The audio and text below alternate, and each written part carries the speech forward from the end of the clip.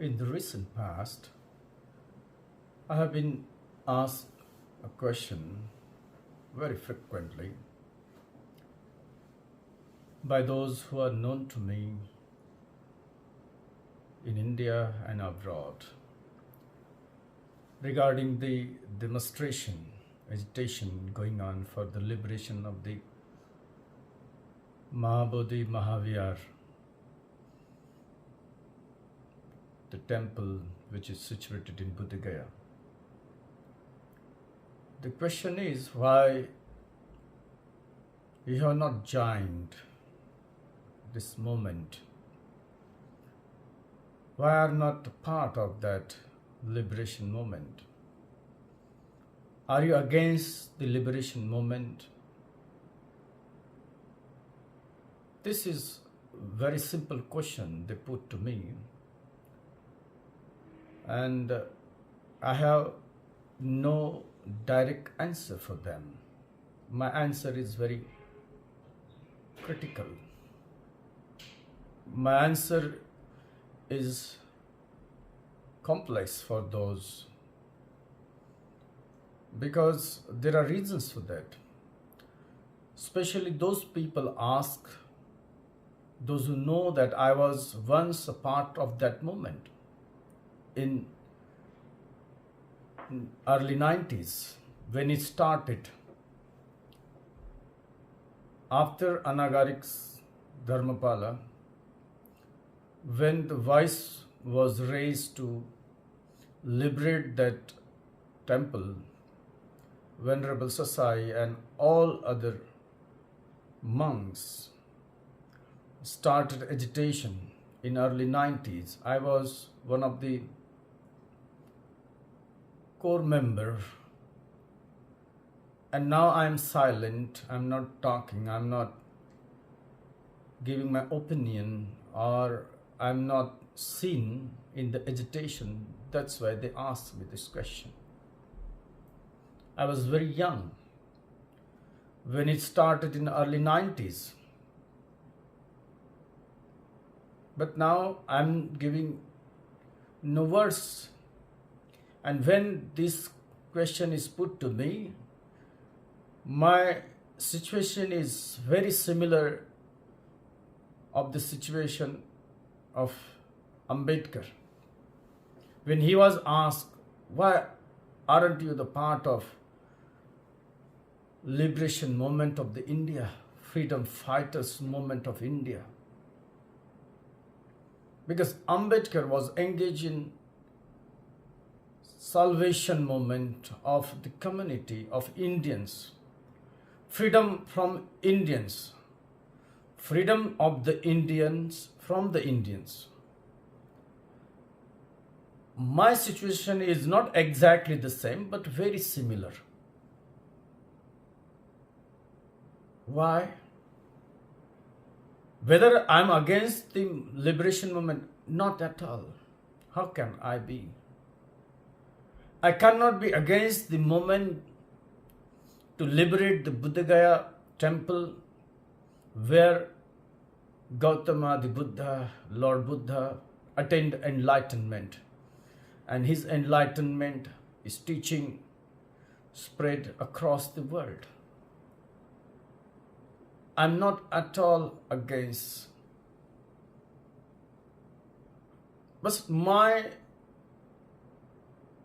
certain experiences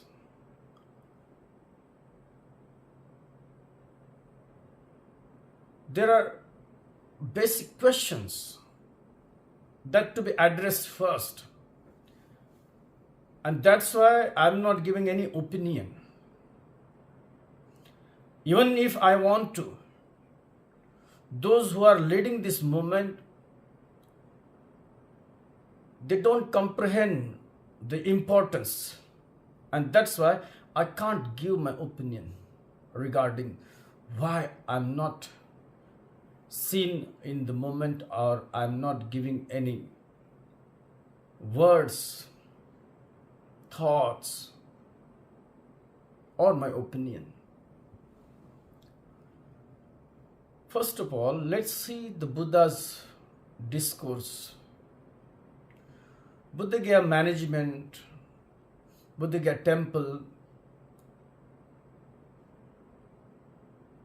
is nothing to do with the spirituality.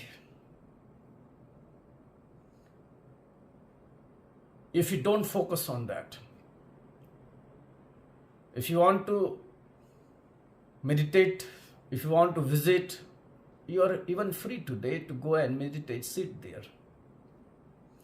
But when it comes for the development of the temple, it comes to the money, to the matter, to the worldly things, rather than teachings. And what Buddha said and how Sariputta elaborate the words of the Buddha, that to be understood first. What Buddha said to the monks, listen to my words carefully. Buddha said to the monks, don't be heirlooms. Don't be heirloom of the worldly thing of mine. Don't be heir of worldly thing of mine. Do not lure, do not seek, do not desire the worldly heritage from me, worldly asset from me. Take the spiritual asset from me. I have spiritual asset for you. It is the real inheritance for you. It is the real heritage for you which is kept. And you should come forward to get that. That is the path of nirvana. That is the path to enlightenment. I don't want to go to the complex things after you get the enlightenment and then you claim the Buddha. Not at all. I'm not that rigid. As I told you, I was the part and parcel of the moment when it started in early 90s. I walked with Sasai and others hand in hand for the same purpose. And I was seeing the fact, those people who are claiming the Buddha Gaya, they have no basic foundational spirituality at all. I was broken even today. I'm shocked. After these 35 years has been elapsed, the situation remains same. They want Buddha Gaya, they want worldly heritage of the Buddha, but they don't want spiritual heritage of the Buddha. And that's my problem. That's my point. That's my problem too. I'm worried for that. If you are not well cultivated, you do not care the teaching of the Buddha and you just want his heritage, which has no place at all in the life of the monk who has renounced life, and still you are claiming that, it is disastrous.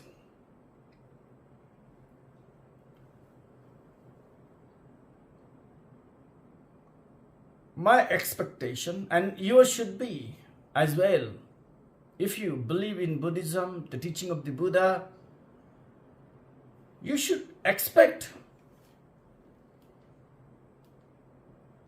the holy place like Buddha Gaya should be along with the Buddhist hands. It must be in the hands of the Buddhist people. The administration and everything should be in the hands of the Buddhist people. But whether they are Buddhist, first question arises here. How can you be called a Buddhist? How can you be called a Buddhist monk if you don't know the Buddhism and if you don't follow the Vinaya? And as I told, it has been more than 30 years when it started. In long years, we had an opportunity to build the Sangha, to build the monk, but the quality of a monk remains the dull, poor. So weird to see this.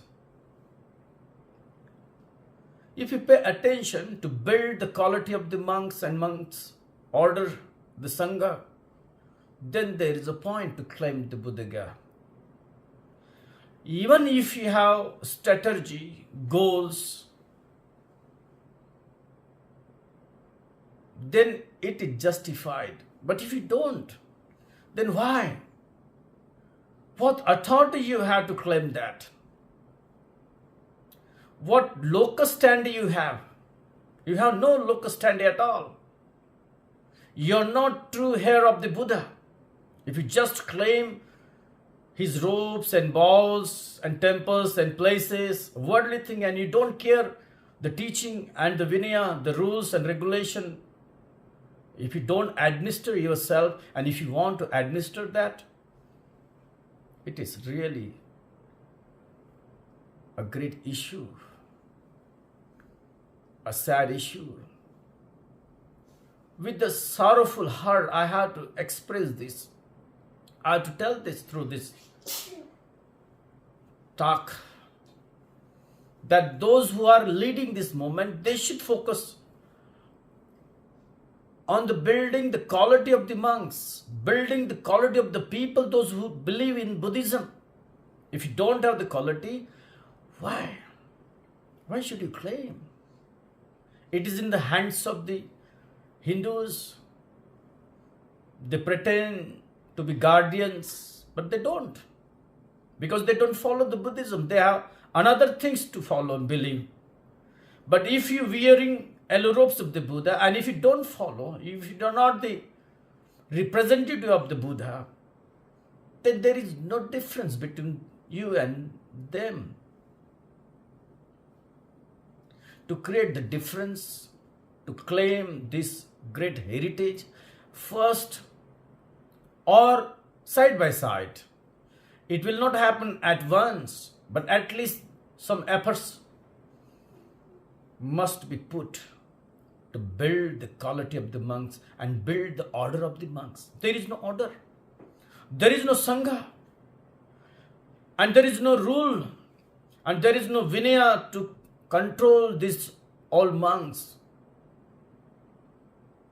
Sometimes they are hooligans. Sometimes they fight. Sometimes they cheat. They trade. They destroy. And all these things. How can they be the heirs of the Buddha? You should have the sense of that purity that Buddha has. Buddha has a great, a valuable, even more valuable things for you, for monks. But if you're not claiming that of yours, and you are just claiming the temples, as I said, I'm not against. It must be. But the quality of monk, those who will administer, must be enhanced. And then you claim, and then you can walk along. Because if you stay there, what strategy you have? What you will do? You will fight. I'm living in Aurangabad. There is a peace society, and there are many branches of peace society in India. In many places, it is destructed. No one cares. No one cares the founding father of this peace society, what it was meant for, why it was built. All the idols are kept away. And it has become the article to fulfill the personal goals and aims of the people, those who are on the board. Will that happen? If you want it to be happen with the main temple, Buddha Gaya temple, it is really painful. It hurts. Do you want the same thing to be happen to Buddha Gaya? And there are many examples. There are many examples. First of all, build the quality of the people. And then go away. Go ahead. Go ahead to claim and spread the teachings of the Buddha. I would like to ask the people around the world, to the Buddhist countries like Thailand, Myanmar, Sri Lanka, those who listen to me, you just don't support the monks and the people of India monetarily. There must be proportion. When you support monetarily, you must support with the heritage, real heritage of the Buddha, with Dhamma. You have opportunity when you come closer to the monks or the people, to the group to whom you support. I welcome your support. I welcome your efforts to support the people. Only money will not help. With money, you have to look whether the teaching is also poured or not. The sasana is moving or not. The Dhamma is developed or not. If only money is given, then there will be tussle. There will be broken hearts. There will be struggle for the power. And it is very harmful. It is very harmful to the sasana in the long run. If it is a power struggle, it is really harmful. If it is struggle for the enhancement, it is struggle for the development, then it is welcome. If you are with the thoughts to develop yourself and develop the society and spread this Buddhism, then start from yourself. I urge to the monks and the people, follow Buddhism first. Put Buddhism into practice. At least minimum. Don't go to the extreme level. At least minimum requirement must be fulfilled. Be a Buddhist. Ask yourself whether you are a Buddhist monk. Are you bound with the Vinaya given by the Buddha? Are you Buddhist layperson? Are you bound by the rules given by the Buddha to you? Do you live the life as Buddha asks you to live? Or you live yourself as you desire? Then it must be now your duty to look at yourself and to develop and create yourself a person, new person, as Buddhists are. There are examples I don't need to give. If you visit Buddha Gaya, the scene is very sorrowful. The living standard, practicing standard is really heartbroken. And if you want to continue that, and if you want to worsen the situation, only then power struggle is desired. And if you want to improve the situation, then development movement must start. Of course, it is good opportunity that Buddha Gaya, the main temple, will be in the hands of the Buddhist people. But are you in the mood to learn and to practice? If your answer is affirmative, yes, then start. When Buddha started his movement, there was no temple at all. He attained enlightenment in the shade of the tree. He passed away in the shade of the tree. And he preached his first sermon in the shade of the tree. There was no temple at all. If you want to start, then start from yourself. Nothing is required. only pure heart, efforts are required. I welcome you all. If you start practicing and claiming Buddha, the Buddha is yours. People around the world will be happy. If you want to know the minds of the people around the world, you will be surprised how they feel about you. They are not innocent.